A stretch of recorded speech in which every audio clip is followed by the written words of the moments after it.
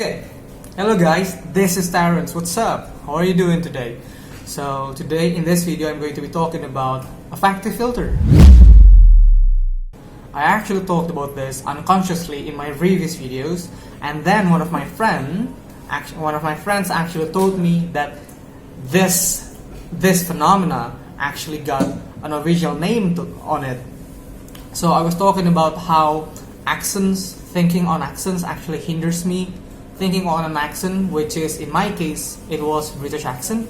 It was actually hindering me of speaking faster, of actually speaking fluently. That is my brother. So how is this happening? So I was always thinking of how to make myself sound more like a British person, sound more like an English, sound more like people from London.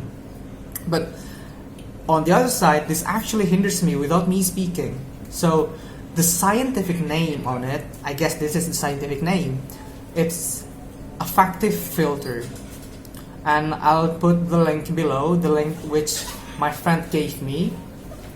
So basically Affective Filter it describes a metaphor in which it is actually a metaphor that describes a learner's attitude, a certain attitude that the learner has, and this attitude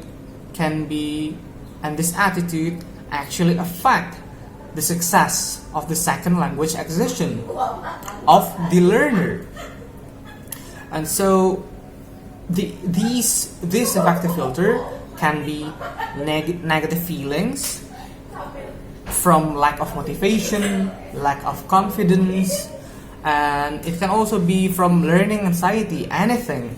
And in my case, it was actually me speaking in British accent and thinking of how to sound as much as possible and as similar as English as possible. So basically it can be anything that hinders you from speaking properly. So in this video I'm going to tell you, and I'm making this video to tell you guys that if you got something that hinders you from speaking properly and speaking comfortably, then I suggest you to stop doing that, either trying to speak in a British accent or trying to do anything. If you lack any motivation, then you need to refine that motivation.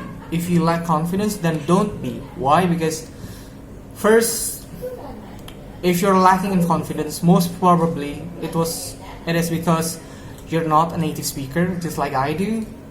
You're actually a non-native speaker and you want to sound like a native speaker. But here's the thing.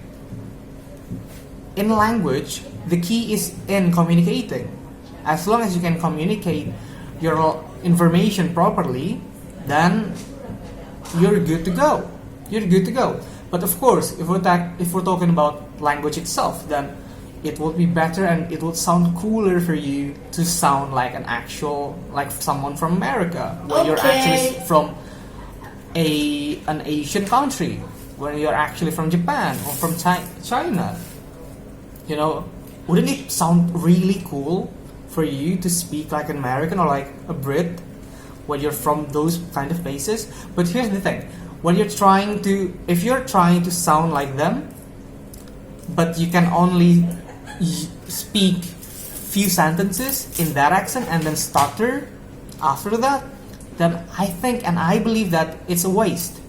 When you compare it to your own accent, or the accent that you actually know and you are actually more comfortable in, when you compare it to that accent, and then you actually rock more in that accent and you actually convey more information in that accent, in that way of speaking, I believe that it is better for you to speak in that accent rather than trying to sound like someone from America or someone from London.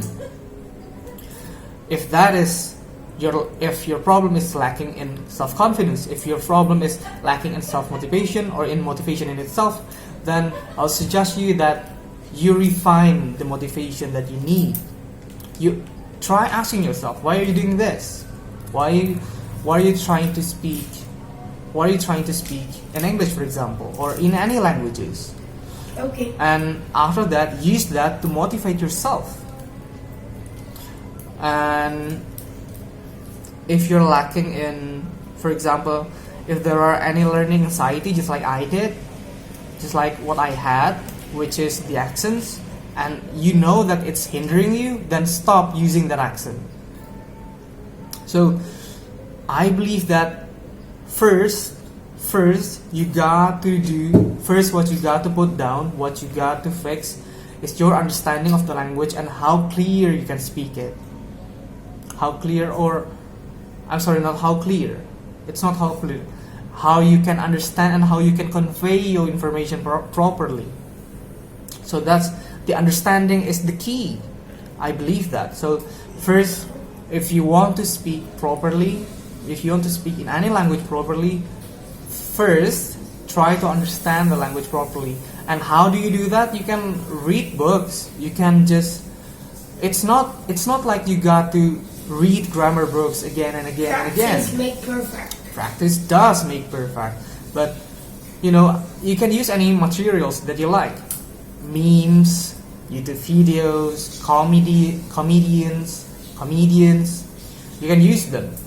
And then after that you try to understand the language, and then after you got it, like you got the feeling of the language, and then you can start on the accent itself. After that you keep progressing and keep upgrading the level of your language to the point where you can be content with it. So that's it, I guess, for me, and I hope you enjoy this kind of video. If you like this video, please subscribe and like it, give a thumbs up, and share it to the people that you think would need this kind of advice. If you don't like this video, you can give a thumbs down, but please leave a comment below and tell me why you don't like this video. So that is all from me. Peace out.